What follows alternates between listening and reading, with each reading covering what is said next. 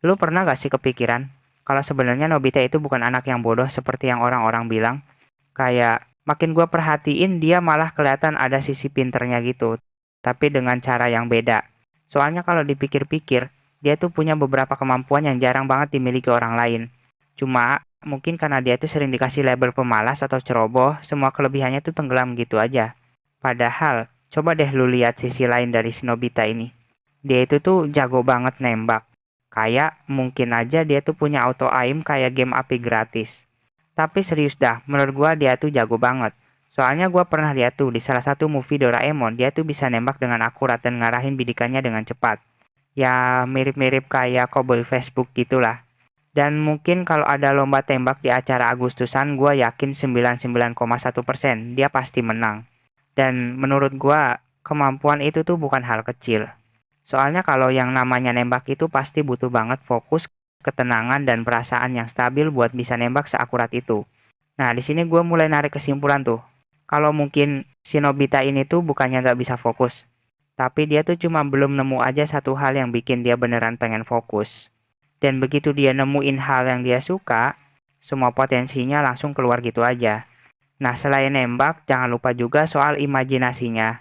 Lu sadar gak sih, Nobita tuh sering banget kebayangin hal-hal aneh. Kayak punya dunia sendiri atau ngebayangin masa depan yang aneh-aneh. Dan lucunya, banyak dari imajinasinya itu justru bisa jadi ide buat Doraemon ngeluarin alat baru. Nah, di sini gue jadi mikir, masa iya sih anak sekreatif itu dibilang bodoh? Nah, karena gue penasaran, gue nyari tuh beberapa fenomena yang kayak gini. Yang dimana orang yang level pintarnya tuh di atas dukun, justru malah dianggap gila sama lingkungannya. Nah, singkat cerita ya, di sini gue ketemu tuh beberapa fenomenanya, kayak Albert Einstein yang masa kecilnya dianggap bodoh karena bicaranya lambat. Tapi siapa sangka, justru dari cara berpikirnya yang beda itulah muncul ide-ide yang gak pernah terpikir orang lain.